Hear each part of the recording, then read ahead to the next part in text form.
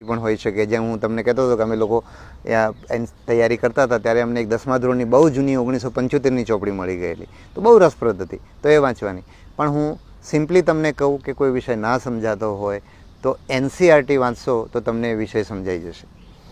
તમને ઘણા બધા એવા લોકો છે કે જેના મનની અંદર એમ જ છે કે કારણ કે તમે ગુજરાત બોર્ડની જે ચોપડીઓ જોઈ છે એ બધી ચોપડીઓ આમ એકદમ માહિતીનો ખજાનો હોય ને એ રીતે બધું આમ તમને તમારું કોચિંગનું મટીરિયલ હોય એવું મટીરિયલ હોય એટલે તમને એની સાથે બહુ અનુકૂળતા લાગે. પણ એ વિષય સમજવા માટે તમને બહુ ઉપયોગી નહીં થાય, તમને બધું ગોખવું પડશે. અને એની સાપેક્ષમાં તમને NCERTની ચોપડી છે ને તમને વિષયનો અણગમો દૂર કરવામાં બહુ ઉપયોગી થશે. તમને વાંચશો તેમ થાય કે આપણો ઇતિહાસ આટલો રસપ્રદ છે, આપણો ભૂગોળ આટલું રસપ્રદ છે, બરાબર. આપણને એમ થાય કે વરસાદ કઈ રીતે આવે છે તો આપણે ગોખવું પડતું હોય. એની જગ્યાએ તમે NCERT વાંચો તો એમ થાય કે અરે વાહ શું કુદરત છે, એમ કેવી રીતે આ બધું ગોઠવ્યું છે.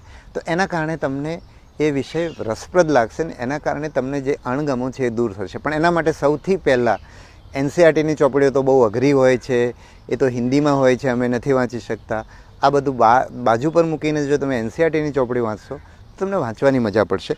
પણ હા, હવે જો તમારે નજીક જે પરીક્ષા આવી રહી છે એટલે તમારે ગણતરી કરવી પડે કે ભાઈ ના હવે હું નવેસરથી NCERT વાંચવા બેસું અથવા બીજું કોઈ પણ પુસ્તક વાંચવા બેસું તો તમારે અત્યારે હવે નજીકનો સમય છે એટલે પુનરાવર્તનનો સમય છે એટલે એ મુદ્દો પણ તમારે ધ્યાનમાં રાખવો પડે. હું કહું છું એ બધું બેઠું તમને લાગુ નહીં પડે, તમને તમારી રીતે એનું શોધવું પડશે.